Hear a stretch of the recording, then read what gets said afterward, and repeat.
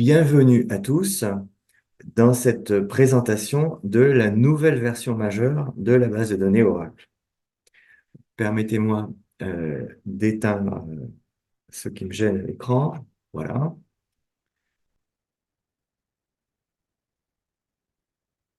Et donc, bienvenue à tous dans cette présentation de la nouvelle version majeure de la base de données Oracle qui, je pense vous le savez déjà, s'appelle la version 23. Certains d'entre vous me connaissent déjà. Je m'appelle François Ponce, je suis basé à Paris et je travaille dans l'équipe de la gestion de produits, du product management de la base Oracle, donc je fais partie du développement. Et je suis heureux, très heureux même, de passer quelques minutes avec vous pour vous décrire la version majeure 23C de la base Oracle. Comme d'habitude, je vous prie de noter que cette présentation est pour votre information. Elle ne représente pas un engagement contractuel. Et d'ailleurs, certaines des fonctionnalités que je vais décrire sont encore en développement. Elles pourraient peut-être évoluer ou ne pas être disponibles dans la toute première sous-version de la version 23. Et donc, comme d'habitude, ceci est pour votre information simplement. Alors, voilà une diapo qui résume, si vous voulez, la synthèse de la vision d'Oracle en matière de système de gestion de bases de données en 2024.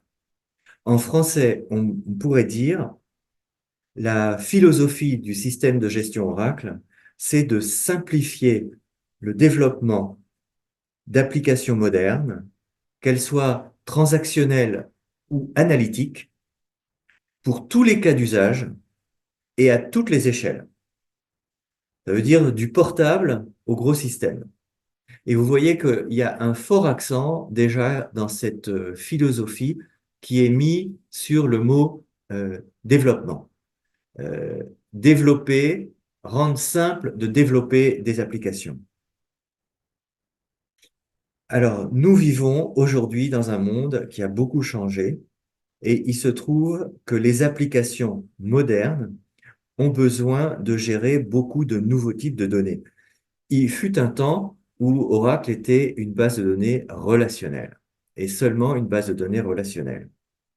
Mais aujourd'hui, les applis ont besoin de gérer des données pas seulement structurées, elles ont besoin de gérer des données qui sont parfois semi-structurées en XML ou en JSON. JSON, c'est plutôt le standard de l'industrie aujourd'hui. Des données spatiales, des données géographiques, des données textuelles et bien entendu aussi des données qui sont tout à fait non structurées, comme des images, des vidéos. Donc on a besoin de gérer beaucoup plus de types de données.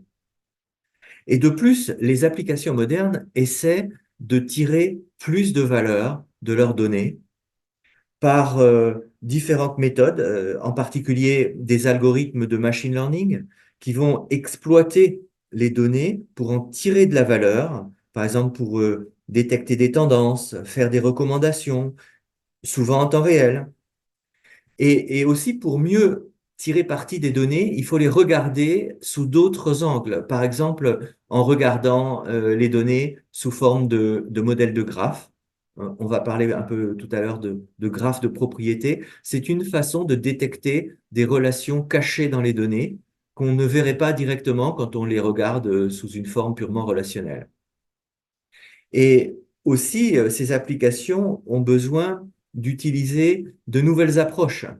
Par exemple, de considérer des architectures qui sont plus des architectures monolithiques comme on avait autrefois, mais plutôt distribuées avec des bases qui sont finalement l'association de plusieurs bases de données indépendantes dans des géographies différentes, voire des applications qui sont découpées en microservices qui communiquent les uns avec les autres et qui chacun sont peut-être développés indépendamment, plus faciles à développer, ou bien de considérer des architectures différentes comme en matière de sécurité, par exemple, les fameuses blockchains qui permettent de gérer différemment des transactions euh, sécurisées.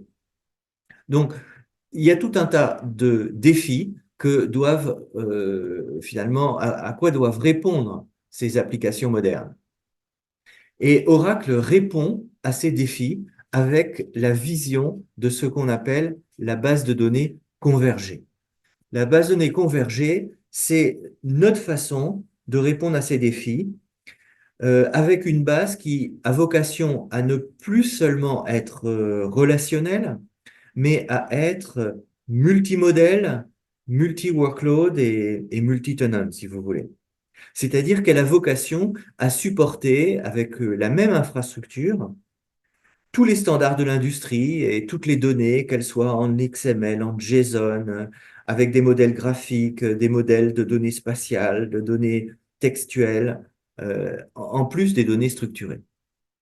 Et évidemment, on imagine que un système qui est si complet va avoir des défis en matière de gestion avec toutes les dimensions qu'il faut adresser pour la capacité à monter en charge, la sécurité, la haute disponibilité. Donc, tout ce qu'on peut automatiser, on l'automatise et la forme la plus aboutie, c'est ce qu'on appelle la base autonome. La base autonome, c'est depuis quelques années notre vision de fournir cette base convergée en tant que service de plateforme en informatique dématérialisée, ce qu'on appelle le cloud, dans un système qui a vocation à être complètement managé, tout en permettant aux développeurs d'utiliser leur approche programmatique préférée. Donc ça se traduit comment d'avoir une base de données convergée? Eh bien, ça se traduit essentiellement par deux sortes de choses. D'abord, ça se traduit par des extensions du langage SQL qui reste quand même l'interface de base pour communiquer avec un système de gestion de données. Et donc, des extensions du langage SQL qui sont normalement souvent normalisées, et il y a une nouvelle norme qu'Oracle 23 suit, qui est la norme SQL 2023, mais il y a des extensions du langage SQL qui vont nous permettre de supporter les différents modèles, mais aussi, et c'est très important, par le support d'interfaces en REST, qui permettent finalement de se connecter au système de gestion de données avec les standards de l'Internet sécurisé, avec le protocole HTTPS et en faisant tout simplement des appels qui sont les fameux post, get, put, delete de l'Internet. En quelque sorte, on peut considérer un système de gestion de données Oracle comme une sorte de site web sécurisé auquel on peut demander des services en REST. Et ça, c'est très important parce que ça va fournir finalement toutes les interfaces nécessaires, non seulement aux développeurs, mais aussi aux analystes de données. Alors, on voit sur cette diapo un certain nombre d'exemples de ces extensions du langage SQL, dont certaines existent depuis longtemps. Si vous considérez par exemple le support de l'indexation textuelle, et ici on voit un exemple de recherche de sentiments sur des données textuelles qui sont dans la base, on fait ça depuis au moins Oracle 9, peut-être même avant d'ailleurs. De même que le support des données non structurées en XML, on avait un support très complet depuis Oracle 9i. Alors aujourd'hui, il se trouve que les données semi-structurées, on les traite plus volontiers en JSON qu'en XML. JSON s'est imposé comme finalement un meilleur équilibre entre le besoin de normalisation et la simplicité d'accès. Et la base Oracle a vocation à supporter ces données semi-structurées en JSON aussi bien qu'en XML. Depuis déjà longtemps, on supporte le JSON. Vous voyez ici un exemple d'utiliser la notation à points qui permet finalement de naviguer dans une structure. Mais avec la version 23, on a un véritable type de données JSON qui permet finalement de stocker les documents dans un format optimisé avec éventuellement un contrôle de structure. Et vous voyez ici un exemple d'extension de SQL qui est ici très basique, mais pour mieux supporter JSON. De même, en matière de graphe de propriété, voilà une syntaxe qui est la syntaxe SQL/PGQ, qui fait partie de la norme SQL 2023. Nous en reparlerons brièvement et qui est une façon de supporter les graphes de propriété. Et je vous expliquerai dans un instant à quoi ça peut bien servir. Euh, de même, ici, on voit le support de données spatiales géographiques. Alors, on a ça au moins depuis Oracle 8i, mais ça vous donne un aperçu de ces extensions du langage SQL qui permettent de supporter différents modèles et différents types de données. Alors, il faut mentionner aussi en passant le support du standard blockchain. Qu'est-ce que c'est qu'une blockchain? Eh bien, c'est une façon de stocker dans une table des lignes qui sont chiffrées et qui sont non modifiables. Les tables blockchain, ce sont des tables qui sont une catégorie de tables immutable, c'est-à-dire finalement ce qu'on peut insérer dedans, on ne peut plus le supprimer. Et les tables blockchain, elles ont ceci de particulier, en plus d'être immutables, que les lignes que l'on y range sont d'abord chiffrées, mais elles sont aussi chaînées entre elles au moyen d'un cryptogramme qui dépend des valeurs de la ligne et du cryptogramme de la ligne précédente. C'est comme ça qu'on matérialise le chaînage. Et donc, on peut, en suivant la norme blockchain, matérialiser des transactions vérifiables selon cette norme. Et donc, ces transactions vérifiables, on peut même en extraire un extrait, ce qu'on appelle un digest, qui est signé par Oracle pour être sûr que ces transactions sont non répudiables. Donc, voilà des exemples, si vous voulez, de supporter différents types de données à travers des extensions de SQL. Alors, je vais dire quand même un mot de plus sur le service dématérialisé qui s'appelle Autonomous Database, qui existe déjà depuis un certain temps, mais qui va être toujours développé. C'est un peu le navire amiral des versions ou des éditions de la base Oracle. Qu'est-ce que c'est qu'une base autonome? C'est un service d'informatique dématérialisé qui est totalement managé, mais il a surtout comme avantage d'avoir une infrastructure absolument unique. Les bases autonomes sont toujours déployées sur une machine Exadata, donc un gros système complètement redondant. Et d'autre part, le produit Oracle qu'on met à disposition dans cette informatique dématérialisée, c'est la base Oracle complète, avec toutes ces options. Il n'y a plus à choisir entre Oracle Standard Edition ou Enterprise Edition avec un certain jeu d'options. Quand on a une base autonome, on a la meilleure infrastructure possible et le produit Oracle complet, avec en plus des automatismes qui sont possibles que parce qu'on maîtrise entièrement le déploiement.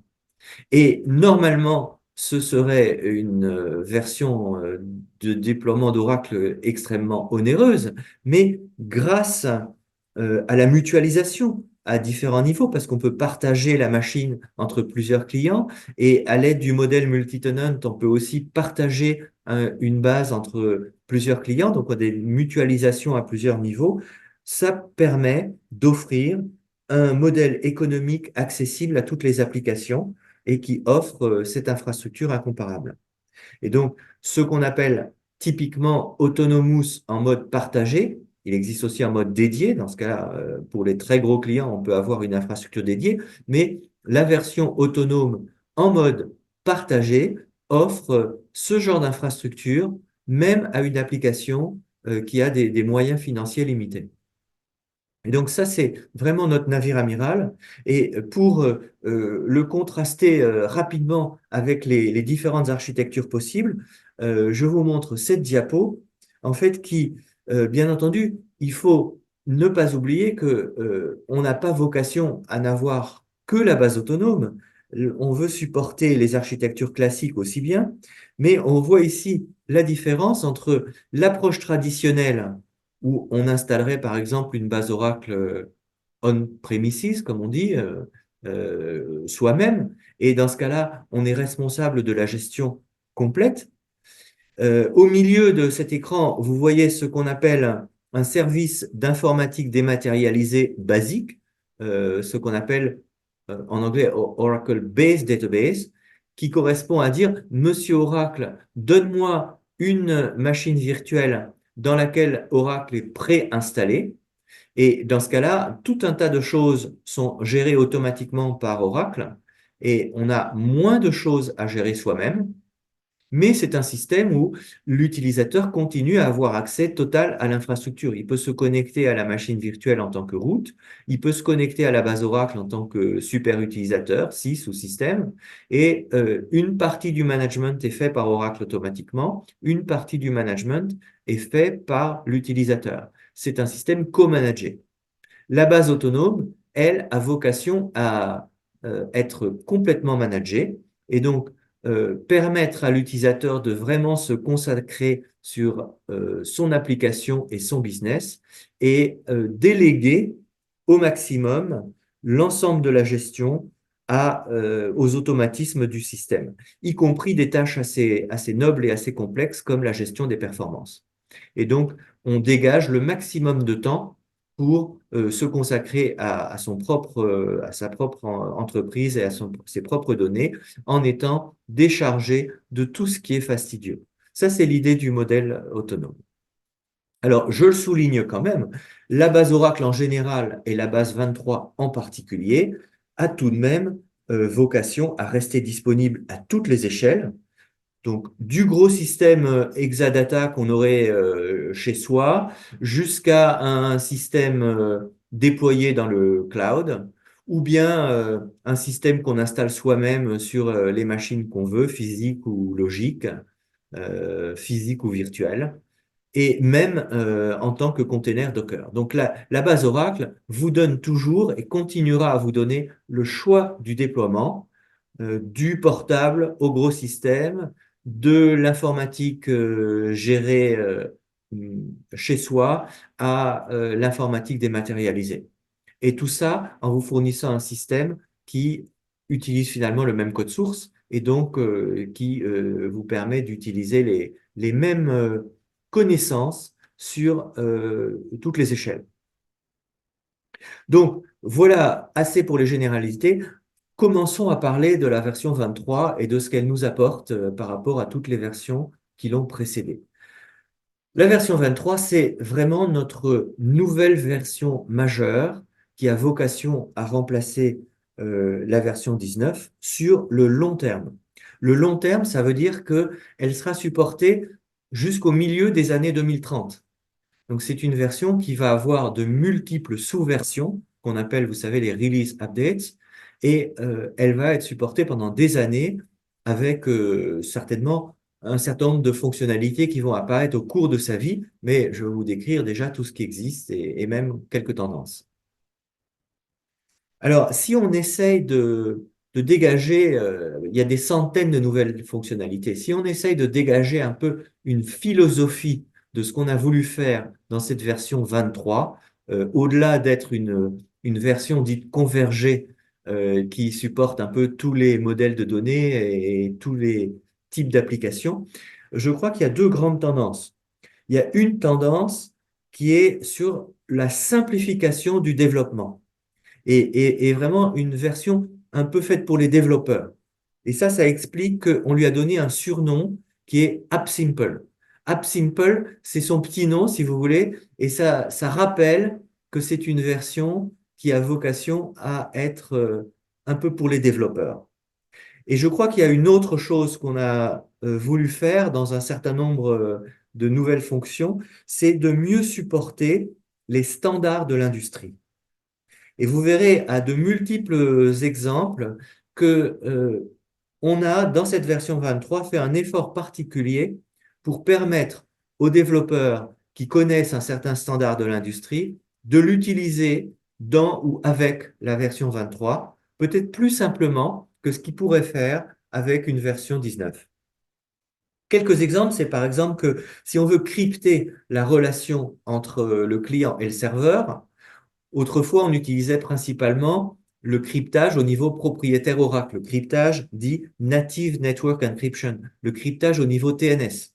Ben aujourd'hui, on peut également, c'est au choix, utiliser le cryptage au niveau TCP/IP en faisant du TLS, standard de l'industrie. Si on veut gérer les utilisateurs de la base dans un dictionnaire central pour avoir des utilisateurs qui sont gérés centralement, on pouvait utiliser autrefois des dictionnaires propriétaires Oracle, comme Oracle Internet Directory.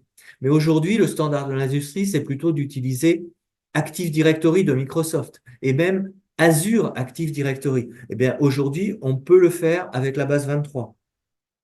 De même, supporter des API en REST, c'est supporter finalement le standard de l'industrie qui est de communiquer en HTTPS avec un service, avec des appels comme POST ou GET ou DELETE.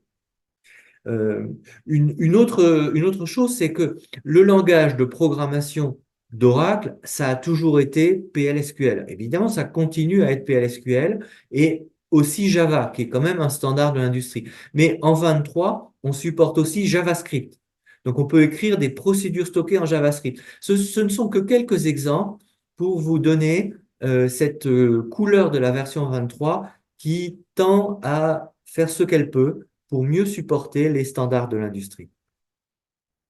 Alors voilà une diapo importante qui, qui illustre un petit peu à gros traits certaines des nouveautés qui vont donner sa couleur à cette version 23. Alors vous voyez ici un tas de choses. On a mis un coup de projecteur sur certaines des nouvelles fonctionnalités parce qu'il y en a des centaines.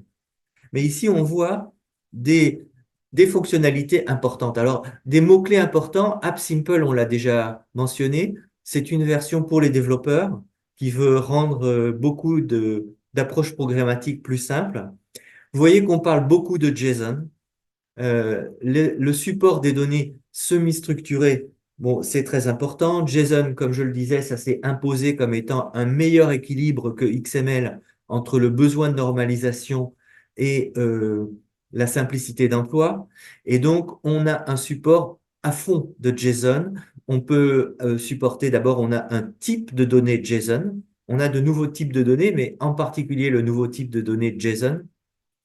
Euh, on supporte le contrôle de structure avec les schémas JSON et on supporte quelque chose dont je vais reparler à un instant qui est un peu un effort pour avoir le meilleur des deux mondes entre les données relationnelles et les documents, qui sont souvent en JSON, et qui s'appellent les Duality Views. On va en reparler dans un instant. Vous voyez d'autres sortes de choses. À la fin de ma présentation, je vais un peu parler d'intelligence artificielle. Il y a aussi un nouveau type de données pour supporter les vecteurs. Les bases de données vectorielles sont des choses importantes en intelligence artificielle et en 23C, on a vocation à les supporter. Il y a des fonctions qui sont vraiment orientées performance, comme les transactions prioritaires ou le true cache. On va en reparler un petit peu plus tard. Donc ça, c'est des fonctionnalités pour les performances. Euh, il y a des fonctionnalités qui sont pour mieux supporter les nouvelles architectures, comme les distributions de données entre microservices. Il y a des choses qui concernent la sécurité, comme le firewall, le pare-feu SQL intégré. Euh, les graphes de propriété, comme finalement les microservices, ça, ce sont des fonctionnalités qui vont nous permettre de mieux supporter des approches programmatiques ou des modèles différents. Vous voyez, tout un tas de choses. Alors, bien entendu, sans oublier le SQL de base. Sans oublier le SQL de base, il y a tout un tas de nouveautés pour finalement continuer à développer le langage préféré de la base, en quelque sorte, qui est le langage SQL. Donc, on va donner quelques coups de projecteur sur ces fonctions-là au cours de ma présentation, mais là, vous voyez un certain nombre de choses qu'on a voulu mettre en exergue. Et encore une fois, dans le SQL, il y a des nouveaux types de données comme JSON, comme vector, comme booléen. Donc, si on continue cette présentation, qu'est-ce qui est disponible aujourd'hui? Donc, aujourd'hui, après un programme bêta qui s'était arrêté à une version 23.2, on a aujourd'hui une sorte de première version de production qui est la version 23.3. Cette version 23.3, c'est encore une disponibilité un peu limitée. Elle est disponible sous deux formes. D'abord, en tant que version gratuite. Ça, c'est intéressant à noter. Autrefois, depuis Oracle peut-être 11, on avait fait une version gratuite de la base avec un certain nombre de limitations, mais on tendait à mettre à disposition des développeurs cette version gratuite uniquement quand on avait fait toutes les mises à jour, en fin de cycle. Aujourd'hui, on fait l'inverse, et c'est une façon de rendre la base aussi plus accessible aux développeurs. On commence par la version gratuite. Et cette version gratuite, elle est donc en version 23.3. Elle a les mêmes limitations que l'ancienne version Oracle Express qu'elle remplace, c'est-à-dire on est limité à 2 processeurs, à 2 gigas de mémoire pour la base complète, SGA et PGA, et 12 gigas de stockage. Mais c'est le produit Oracle complet avec toutes ses options, y compris la compression. Donc on peut stocker dans les 12 gigas, on peut stocker beaucoup de données. Et bien sûr, on n'a pas quand même le support du cluster, on n'a pas le rack, on n'a pas DataGuard, mais on a quand même le produit Oracle complet en single instance. Et c'est disponible en version 23.3. Vous pouvez le télécharger, l'installer vous-même, par exemple sur une boîte Linux chez vous. D'autre part, on a la version 23 déjà disponible dans le service d'informatique dématérialisée classique, c'est-à-dire le service de base, pas encore la version autonome. Et la version complète finalement de la version 23 sera disponible d'ici quelques semaines sur toutes les plateformes, y compris on-prem. Elle sera la version 23.4. Ici, on a la version gratuite et la version de base en 23.3. La véritable version disponible partout, dans quelques semaines, ça sera la version 23.4. Et encore un petit peu plus tard, on l'aura en version autonome. Ce sera peut-être la version 23.5, je ne sais pas encore, mais bien entendu, il y aura tout un cycle de sous-versions qui vont se succéder, 23.5, 23.6, etc., jusque dans les années 2030. Donc, passons un peu en revue les nombreuses nouvelles fonctionnalités qui sont un peu orientées pour les développeurs. Alors, je ne vais pas les détailler toutes parce qu'il y en a des centaines, mais il y a des tas de choses pour améliorer le langage SQL, avec de nouveaux types de données et des simplifications de syntaxe, comme par exemple un create or replace pour autre chose que les procédures stockées. Par exemple, pour les tables, avec des verbes comme if not exist, ou if existe. Il y a des possibilités de faire des group by par le numéro, des select sans clause from, des update delete from qui simplifient certaines jointures intégrées, l'introduction de ce qu'on appelle les SQL domains qui sont supportés par la norme 2023 et qui sont une version allégée des user data types pour déclarer une intention d'usage d'une donnée avec contrôle optionnel par la base. Donc, il y a des tas d'états d'amélioration dans le SQL. Et ces SQL domains, hein, encore une fois, c'est une sorte de user data type qu'on avait introduit dans l'orientation objet, mais simplifié. Et les user data types, c'était un peu propriétaire Oracle. Les SQL domains, ça fait partie de la norme SQL 2023. On a certaines améliorations qui permettent, dans des applications qui ont une forte contention sur certains compteurs, d'avoir une optimisation. Ça s'appelle Log-Free Column Reservation et ça va permettre finalement de supporter davantage d'accès à certaines ressources, essentiellement des compteurs, quand on se bouscule au portillon pour changer la valeur d'un compteur. Je vais pas vous en dire plus. Je parlerai un petit peu des microservices. parce que là, on a une interface, une nouvelle API pour gérer de la communication entre les microservices, et je vais en dire quelques mots plus précis. J'ai mentionné qu'on pouvait écrire des procédures stockées en Java. Ça, c'est pour aider tous les développeurs qui viennent du monde base documentaire et qui peut-être sont plus à l'aise à travailler avec MongoDB qu'avec une base Oracle. Et ben, aujourd'hui, ces développeurs qui souvent vont travailler avec des documents en JSON, des procédures stockées plutôt écrites en Java, ils vont pouvoir les déployer dans une base Oracle 23 beaucoup plus facilement qu'ils l'auraient fait dans une base 19. Et en particulier, ils vont pouvoir stocker des documents avec un type de données, une colonne JSON, qui éventuellement supporte un contrôle de structure avec un schéma déclaré et un stockage qui est performant et optimisé. Donc, si on dit quelques mots supplémentaires sur le support de JSON dans la version 23, euh, il existait déjà le support de JSON dans la version 19, il a été amélioré dans la version 21, il est très abouti dans la version 23 qui introduit un véritable type natif JSON dans lequel le stockage est fait sous forme binaire post-parsing et donc avec un gain de performance d'environ un facteur 10 par rapport à stocker du JSON dans une base 19.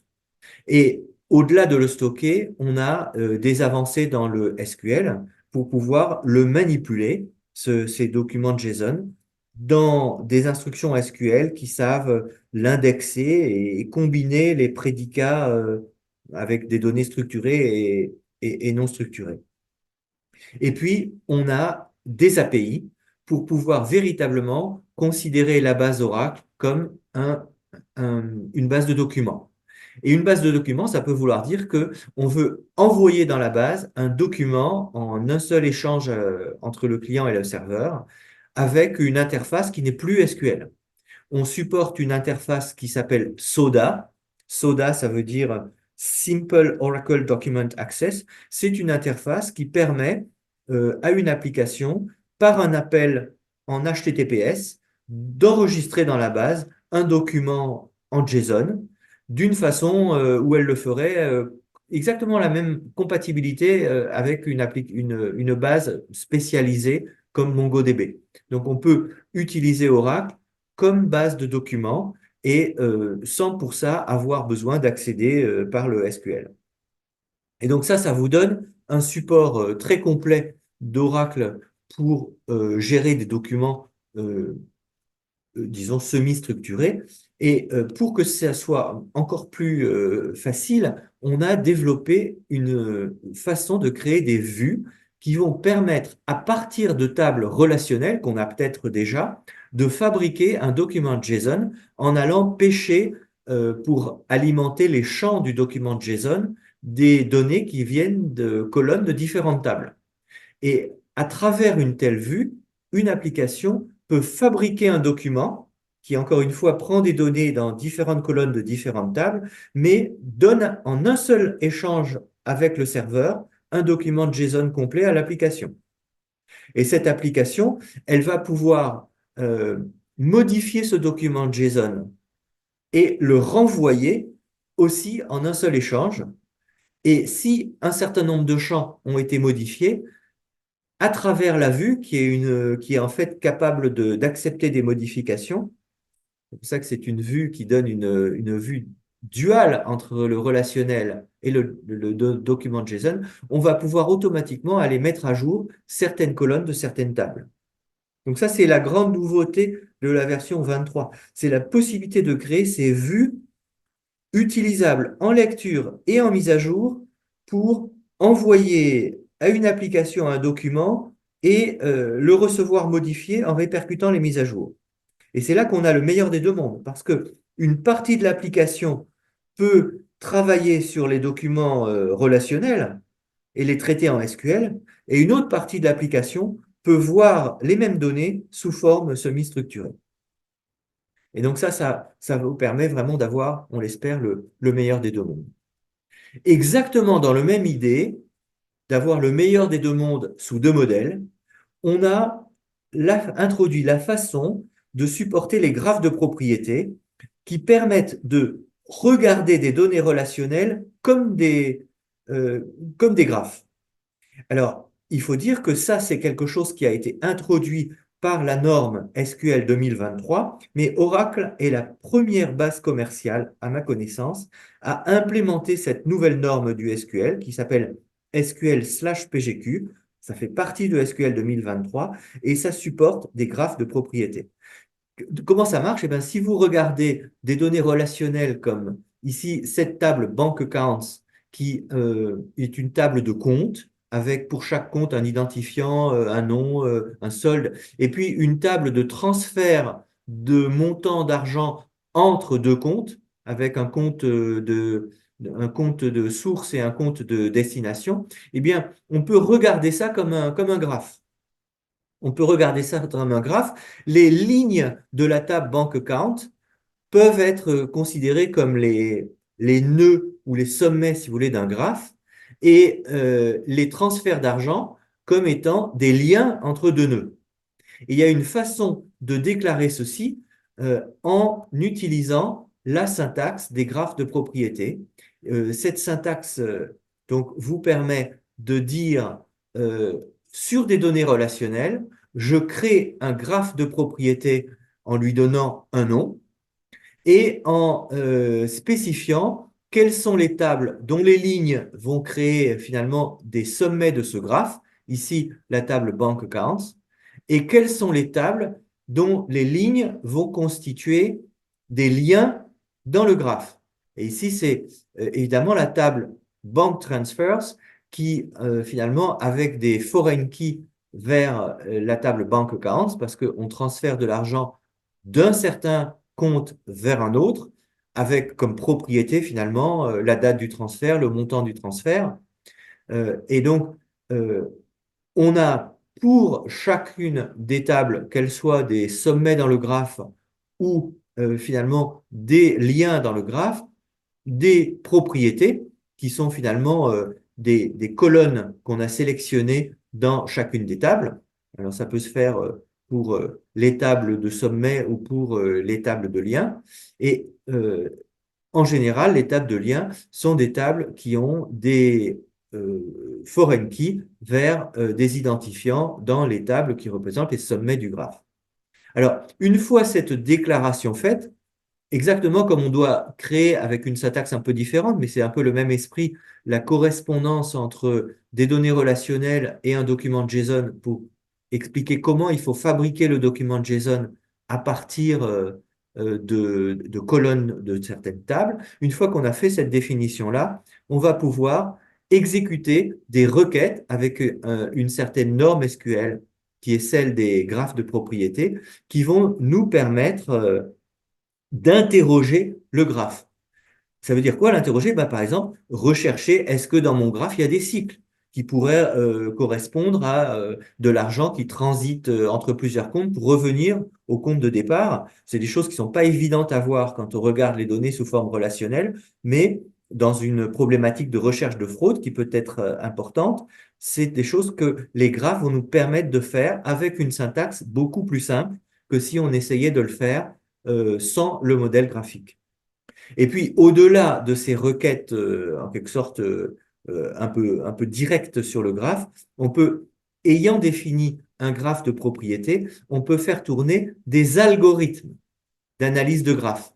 Et ces algorithmes vont nous permettre de détecter des relations cachées ou d'analyser notre graphe. Par exemple, on peut rechercher quels sont dans un graphe les nœuds les plus connectés ou à l'inverse, les nœuds les moins connectés. Et ça a tout un tas d'applications. Par exemple, il y a un de ces algorithmes qui s'appelle le page ranking, qui a précisément vocation à, une fois le graphe défini, détecter quels sont les nœuds les plus connectés. Donc, si vous représentez des transferts d'argent, ici, les sommets de ce graphe, c'est par exemple des lignes d'une table, et les liens, ce sont des lignes d'une autre table, eh bien, vous pouvez vous poser des questions comme est-ce qu'il y a des cycles qui partent du compte 259 et qui pourraient correspondre à une fraude? Ou quels sont les chemins qui lie, par exemple, deux comptes. Et ça, c'est le genre de choses qu'une fois le modèle graphique défini, on peut essayer d'identifier. De même, quels sont les nœuds les moins connectés ou au contraire, quels sont les nœuds les plus connectés qui reçoivent le plus d'argent ou qui émettent le plus d'argent. Donc tout ça, c'est des choses que les graphes de propriété vont nous permettre de faire avec une base 23. Alors, dans un autre ordre d'idées, il y a des applications qui aujourd'hui vont être architecturées de façon non monolithique, par exemple découpées en microservices. Et pour faciliter l'évolution vers ce genre d'architecture, la version 23 introduit un nouveau système de gestion d'événements qui s'appelle TX Event Queue. Et si vous voulez, c'est un remplaçant pour l'advanced queuing qu'on avait depuis des années dans la base, mais qui cette fois est d'abord beaucoup plus puissant et beaucoup plus normalisé, puisqu'il s'aligne avec la norme Kafka, qui est Apache Kafka, c'est une plateforme de gestion d'événements qui est aujourd'hui un standard du marché. Et cette fonctionnalité de la base Oracle est compatible avec cette norme Kafka. Ça permet d'utiliser à la base comme un broker d'événements, un propagateur d'événements, mais ça permet surtout de s'intégrer à des applications existantes qui utilisent cette norme Kafka. Et d'autre part, c'est transactionnellement consistant, c'est-à-dire qu'un microservice qui publie un événement finalement dans une application distribuée avec des microservices qui communiquent en s'envoyant des événements, on a la garantie qu'un événement envoyé par le microservice A vers le microservice B ne sera reçu et traité par B que quand la transaction qu'il émet est bien committée au sens d'une base de données Oracle. Donc, c'est très important. Je quitte un petit peu le domaine de l'architecture et des API pour développeurs pour aborder brièvement la sécurité. Il y a des fonctions majeures de nouveautés en matière de sécurité dans la version 23, comme notamment un pare-feu intégré qui va contrôler les ordres SQL autorisés pour interdire potentiellement tous les autres. On a un nouveau rôle qui permet de donner à un développeur tous les privilèges, qu'ils soient système, objet, les rôles, les droits d'exécution des API nécessaires à développer une nouvelle application de façon très simple, en évitant de tomber dans le piège de donner à un nouveau développeur qui connaît mal les subtilités de la gestion de privilèges dans Oracle, le rôle DBA pour qu'il puisse travailler. Là, en lui donnant ce nouveau rôle qui s'appelle DB Developer Role, on lui donne tout ce dont il a besoin avec un seul ordre. On a le support des blockchains à travers un nouvel type de table qui s'appelle les tables blockchain, dont on a déjà brièvement parlé, les lignes étant cryptées et chaînées entre elles. Et puis, on a une nouvelle façon de donner des privilèges sur un schéma qui est finalement un ordre qui est un grand select any tables, par exemple, mais non pas à travers toute la base, mais seulement à un certain schéma. Par exemple, on peut dire grant select any table on schema sales to Scott. Et donc, on donne à Scott le select any table sur un certain schéma, mais pas sur tous les autres. Donc, là, je dirais rapidement quelques mots sur le firewall. Qu'est-ce que c'est que ce firewall? C'est autrefois, on avait à travers Audit Vault DB Firewall, on avait un pare-feu qui était fourni sous la forme d'un produit complémentaire à la base Oracle, mais pas dans la base Oracle elle-même, ce qui avait un certain nombre d'inconvénients de configuration et même de capacité à bloquer réellement ce qu'on voulait bloquer. Avec la version 23, on a maintenant un pare-feu intégré avec un impact minimal sur les performances et aussi quelque chose qui est impossible à contourner, qui est un moyen de lutte contre les injonctions de SQL.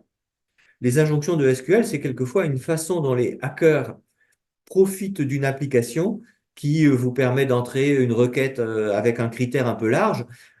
Les hackers, quelquefois, savent profiter d'un critère un peu large pour arriver à forcer à la base à retourner des informations qu'elle n'avait pas l'intention de retourner. Et avec un pare-feu, on peut finalement apprendre à la base par un système de capture quels sont les ordres SQL légitimes attendus par l'application Et quand cette procédure de capture a été finalement conclue et que le pare-feu est activé, on peut demander à la base au minimum de détecter les ordres qui n'étaient pas prévus pour, par exemple, les signaler sous forme d'audit ou éventuellement même les bloquer et les interdire tout à fait. Et donc, garantir que la base ne va pas faire autre chose que ce pourquoi elle est prévue. Et à ce moment-là, on peut soit considérer un certain ordre dans l'absolu, soit le considérer, c'est assez flexible, en fonction d'un certain nombre de critères, comme par exemple son adresse IP d'origine. Si l'ordre est entre guillemets bon, il était prévu, mais vient d'une adresse IP qui n'est pas celle du middleware attendu, on peut le refuser ou l'accepter, mais signaler comme une anomalie. Et de la même façon, on peut prendre en compte d'autres critères comme l'utilisateur de l'operating system qui s'est connecté, le programme qui s'est connecté. On peut prendre ces informations de contexte dans le firewall pour accepter ou ne pas accepter un certain ordre SQL qui vient d'une certaine connexion. Et j'en passe parce qu'il y a des centaines d'autres améliorations, souvent transparentes, aux applications, mais qui vont en améliorer les performances et la facilité d'administration. Alors, sans les citer toutes, je voudrais mentionner en passant quand même quelques fonctionnalités nouvelles qui vont cette fois s'adresser à l'administration, à la, disons, capacité de monter en charge et à la disponibilité, la résistance à la panne.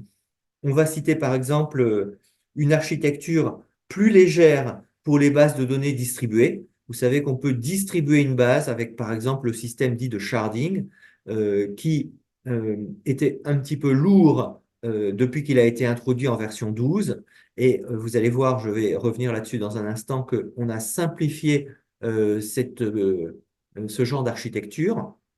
On a aussi des fonctionnalités plus ou moins transparentes pour éviter que l'optimiseur, quelquefois, n'introduise des régressions.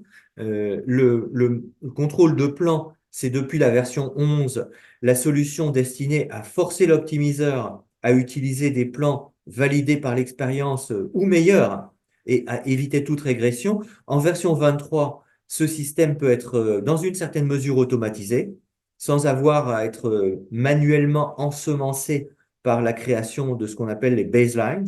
Alors, il y a quand même des choses à faire. Il faut activer un certain paramètre avec le package DBMS SPM configure. Il faut mettre la tâche d'évolution automatique en activité. Mais dans un certain nombre de cas, on pourra avoir un système un peu plus efficace de contrôle anti-régression et quelques autres fonctionnalités qui vont nous permettre aussi d'avoir des pluggable databases répliquées dans une base de secours et qui sont accessibles en lecture, indépendamment les unes des autres, et un meilleur système pour supporter presque tous les patchs de façon à tour de rôle sur un cluster. Vous savez que c'est aujourd'hui possible pour certains patchs, pas sur tous. Et avec la version 23, on a élargi les cas où on peut tirer parti d'un cluster pour appliquer une correction sans interruption de service. Donc, si je détaille un tout petit peu ces nouvelles fonctionnalités, je dirais par exemple que en matière de distribution de données, euh, c'est-à-dire de sharding, on a introduit une amélioration importante. Alors, je rappelle pour ceux qui ne sont pas tout à fait familiers de ces architectures qu'il ne faut pas confondre le sharding avec le rack. Le rack, ce qu'on appelle Real Applications Cluster, c'est le support d'une base répartie entre plusieurs instances. Mais c'est une seule base. On a une seule base qui a plusieurs runtimes, si vous voulez. Et l'intérêt du rack, c'est qu'il n'y a pas de contrainte sur le schéma. N'importe quelle application peut être déployée, au lieu d'être sur un seul ordinateur, être déployée sur plusieurs à la fois. Il y a quand même une seule base, mais elle a plusieurs runtimes qui communiquent entre eux pour finalement considérer que le cache de la base de données est fusionné, il est réparti en fait entre plusieurs caches. Mais ça ne permet pas d'avoir un très grand nombre d'instances. On a un petit nombre d'instances avec pas de contraintes sur le schéma. À l'inverse de ça, il y a une autre architecture dite de sharding qui permet de distribuer des données en cette fois potentiellement des centaines de nœuds, mais au prix d'une forte contrainte par contre sur le schéma. Donc n'importe quelle application ne peut pas être développée pour être déployée en sharding. Il faut que le schéma soit intrinsèquement très hiérarchique, commandé par une clé de sharding, qui fait qu'une transaction va être dirigée vers la base, la shard, qui correspond au sous-ensemble concerné. Par exemple, un certain type de clients, ils sont traités par une certaine base. Et dans cette base, il y a les commandes de ces clients, les factures de ces clients, etc. Il y a une sous-partie de la base un peu indépendante du reste, qui est commandée par une clé de sharding. Alors, dans ce genre d'architecture distribuée, il est quand même important d'avoir quelque chose qui garantisse qu'on ne perde pas les données. On les distribue, mais il faut un certain système de redondance pour ne pas perdre les données.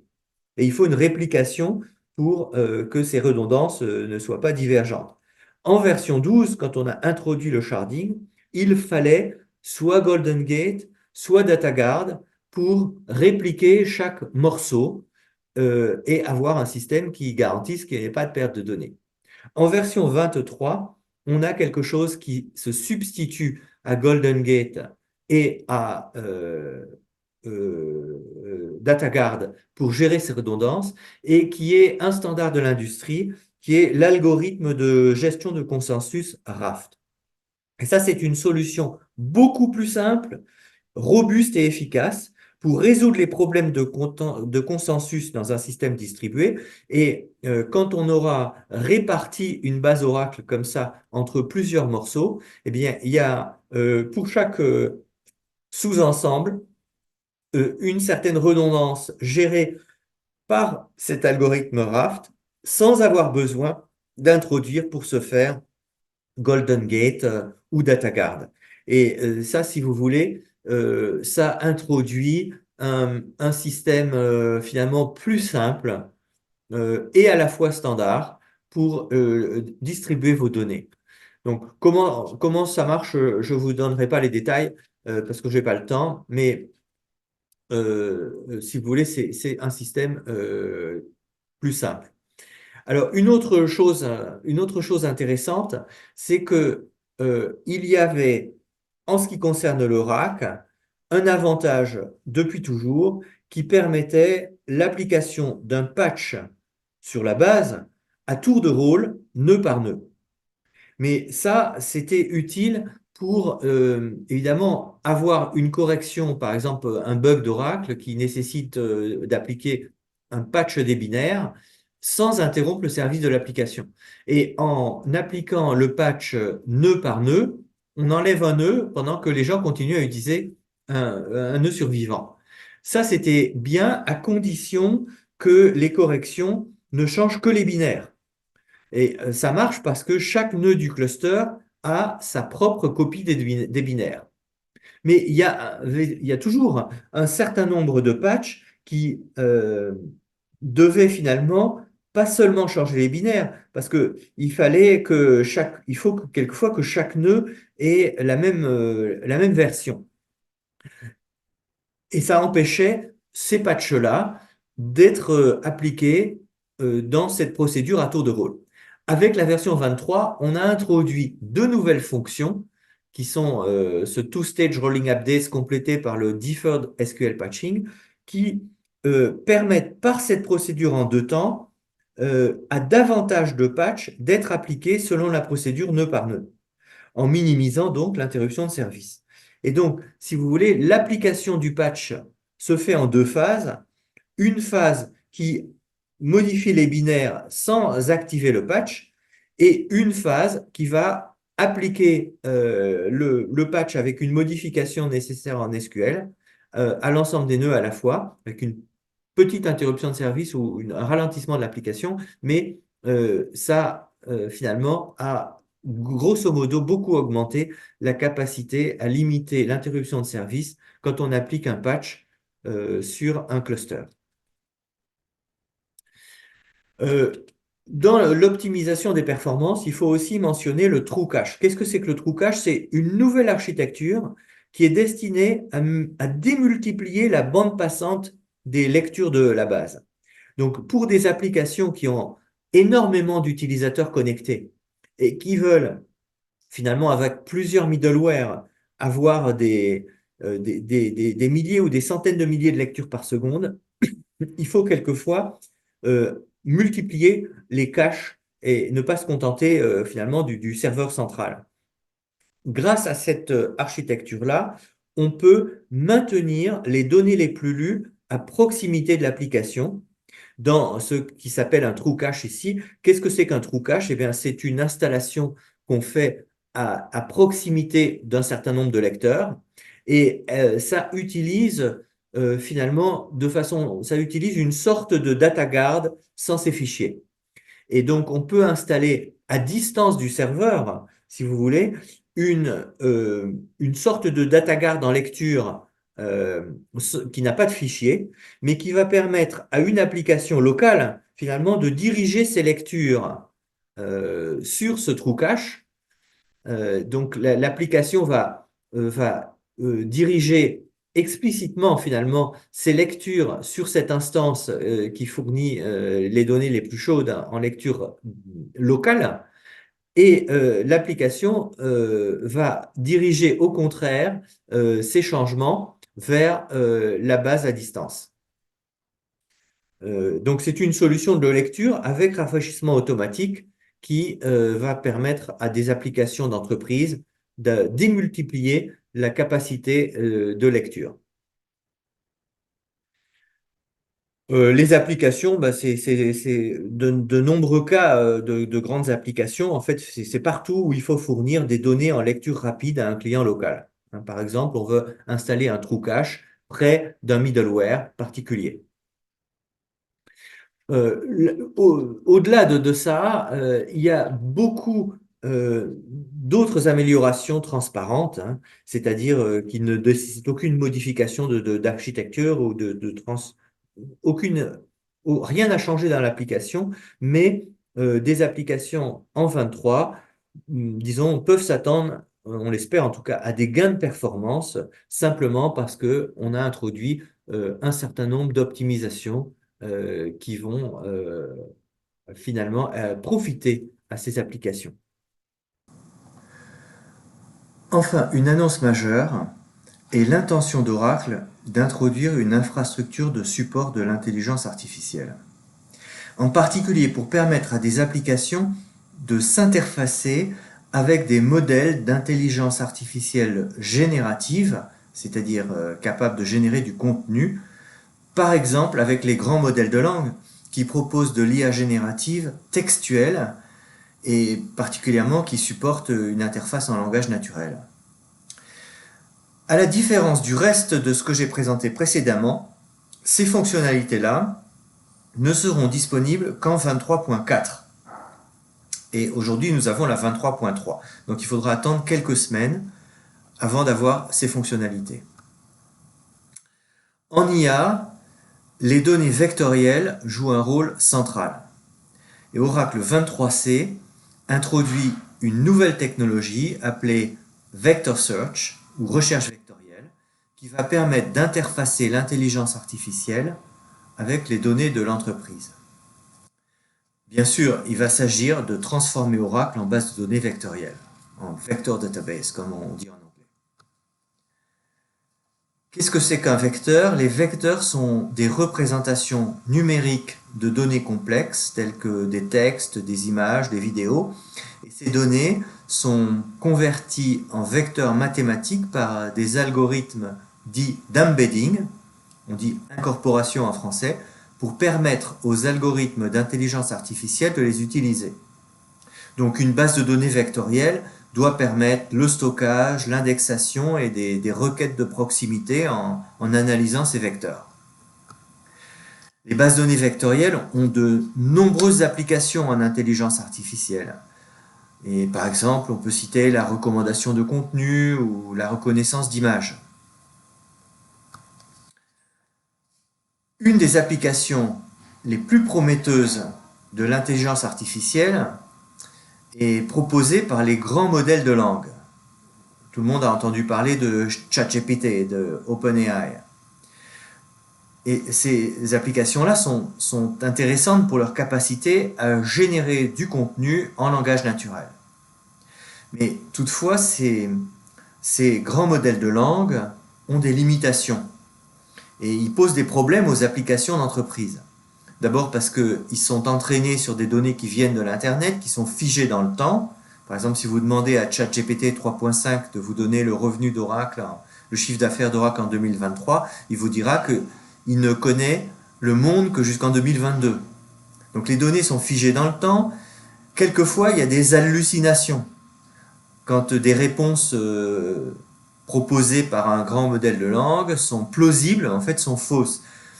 Ceci parce qu'elles ont surtout accès à l'Internet, et ce qu'on voudrait, c'est leur donner accès à l'Internet, mais aussi aux données de l'entreprise. Et donc réduire les hallucinations et orienter les réponses avec des données plus pertinentes. Mais ces données d'entreprise, on ne veut pas les exposer sur Internet. Donc il y a des problèmes de sécurité qu'il faut adresser. Donc l'infrastructure qu'on envisage doit permettre de joindre les deux mondes en produisant un meilleur contenu. Un contenu qui utilise les capacités des grands modèles de langue et l'immense quantité d'informations disponibles sur Internet pour produire du contenu, mais du contenu qui est enrichi et orienté en l'alimentant par des données de l'entreprise. Et là, les bases vectorielles jouent un rôle important puisque pour être capable de traiter en intelligence artificielle des données non structurées, il faut le support de ces vecteurs qui sont l'instrument de mathématisation de ce contenu non structuré pour être recherché, traité, analysé. Donc, ce que l'on va essayer de produire, c'est une nouvelle architecture qui utilise de la génération, mais de la génération orientée et de la génération enrichie par ce que peut retrouver des données de l'entreprise. Donc c'est cette architecture qui allie données d'entreprise et intelligence artificielle générative qui s'appelle RAG en anglais, Retrieval Augmented Generation. L'idée, c'est de permettre à Oracle de devenir une base vectorielle à part entière, capable de combiner les prédicats. Et il faut pour ça supporter dans la base un type de données nouveau, le type vector, et des extensions de SQL pour indexer, rechercher des vecteurs et aussi des fonctions pour calculer la distance entre deux vecteurs qui permettra de faire des recherches de proximité. Donc voilà un exemple basique de la syntaxe qu'on pourra utiliser dans la base 23.4 où une colonne d'une table peut être déclarée de type vecteur. La notion de distance entre les vecteurs, et ici vous voyez un opérateur qui va supporter le calcul de distance, la notion de distance entre les vecteurs va permettre de faire des recherches de similarité. Par exemple, si on décrit des images de maisons qui sont vectorisées, peut-être qu'une des dimensions du vecteur, ça sera la forme du toit. Une autre dimension, la couleur des murs. Une troisième dimension, le nombre de portes. Ou la quatrième dimension, le nombre de pièces.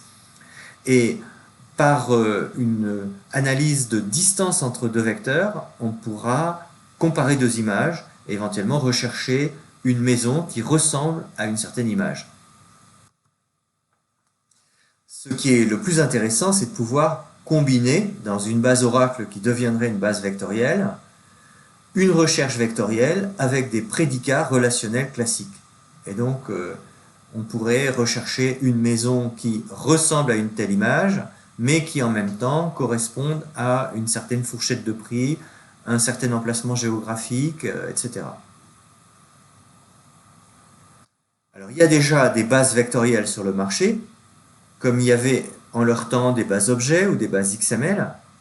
Et ce qu'on pense faire avec la base Oracle, c'est lui donner la capacité de supporter les vecteurs et de ne pas avoir à, finalement, pour une application qui doit interfacer les données de l'entreprise à l'intelligence artificielle, de ne pas avoir à gérer d'une part une base vectorielle et d'autre part une base relationnelle. D'avoir au contraire une base qui va être capable de rendre tous les services.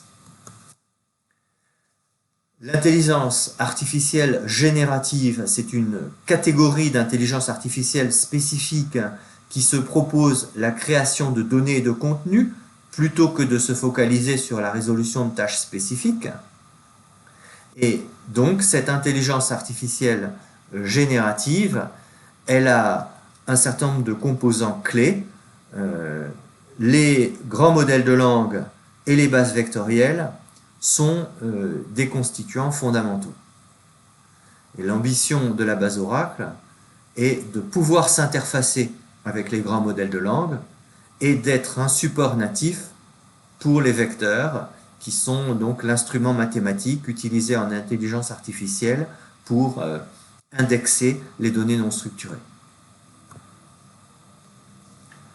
Un cas d'usage intéressant sera l'utilisation des grands modèles de langue pour interroger une base de données en langage naturel. Jusqu'à présent, on ne pouvait interroger une base de données comme Oracle qu'à l'aide d'un langage technique comme le SQL. Ce qu'on envisage de faire dans l'avenir, pour certaines applications qui vont avoir un volet intelligence artificielle, c'est de pouvoir interroger la base directement en langage naturel. Et on a commencé à introduire ce genre de fonctionnalité, même aujourd'hui, avant que le support des vecteurs ne soit disponible, avec une fonction de la base qui s'appelle SelectAI. C'est une fonctionnalité de Autonomous Database, qui est réservée pour l'instant à Autonomous Database, qui est même disponible seulement dans l'infrastructure partagée, et qui fait appel à un grand modèle de langue pour convertir le langage naturel en requête SQL. L'idée avec le mot-clé SelectAI étant de pouvoir poser à une base de données Autonomous une question en langage naturel, peut-être demain en français aussi, et que le modèle de langue traduise cette requête en ordre SQL et l'exécute, et éventuellement d'ailleurs puisse retourner la réponse aussi en langage naturel. Donc, ça utilise un modèle d'IA intégré à Autonomous qui va communiquer avec le grand modèle de langue, par exemple ChatGPT, en orientant sa production et en la facilitant, en lui communiquant ce qu'il faut des métadonnées. Il va, par exemple, SelectAI communique à, mettons, ChatGPT, la liste des colonnes pertinentes à une certaine un certain modèle relationnel, en explicitant la sémantique de chaque colonne. Par exemple, peut expliciter qu'une colonne qui a un nom banal en fait contient un nom de client, et il peut communiquer aussi au grand modèle de langue des propriétés de la colonne, comme le fait qu'elle soit par exemple utile à identifier uniquement une donnée. Grâce à cette requête au grand modèle de langue qui est orienté et documenté, on peut produire un ordre SQL, l'exécuter, retourner éventuellement la réponse en langage naturel. Et donc là, on a des exemples d'interfaçage entre l'intelligence artificielle et la base de données. Alors aujourd'hui, ça existe sur des données purement relationnelles, puisqu'on n'a pas encore le support des vecteurs qui va demain permettre en même temps d'intégrer à cette approche des données non structurées. On va aussi avoir dans les outils de développement comme Apex le support de l'intelligence artificielle générative jusqu'à même la possibilité de générer des applications. Et donc dans quelques temps, on aura la possibilité de parler à un assistant d'Apex en lui demandant de créer une application en langage naturel et l'application sera, au moins dans ses grandes lignes, créée automatiquement. Voilà ce qu'on voulait dire au sujet du support de l'intelligence artificielle qu'on est en train de développer et qui, encore une fois, est attendu pour la version 23.4. En ce qui concerne les procédures de montée de version, et donc d'upgrade en version 23, eh bien, elles vont dépendre de la version dont on part. Si on part d'une version relativement récente comme la 19C ou la 21C, on pourra faire une montée en version directe, c'est-à-dire à partir d'un processus comme auto-upgrade, de transformer le dictionnaire de données de la base, mettons 19, en version 23. Si on part d'une version plus ancienne, il faudra utiliser d'autres méthodes, soit d'abord passer par une version intermédiaire 19, soit utiliser des méthodes par exemple d'import-export. Enfin, on aura l'occasion de reparler des différentes méthodes de mise à jour de la base en version 23 un peu plus tard. On supportera tout un tas de façons de faire en fonction des contraintes de disponibilité et de la version dont on part. Et puis des contraintes de changement de machine, de changement d'operating system, etc. Donc, en tout cas, depuis la version 19, de quelle qu'elle soit, en termes de sous-version, on pourra faire une transformation de la base en version 23, notamment à l'aide de l'outil Auto Upgrade, qui est lui-même amélioré largement en version 23. Je vous rappelle pour terminer que cette version 23, c'est ce qu'on appelle une version de support à long terme. Elle sera donc supportée pendant de nombreuses années avec tout un tas de sous-versions, 23.5, .6, .7, .8. En version 19, on est déjà dans la vingtaine.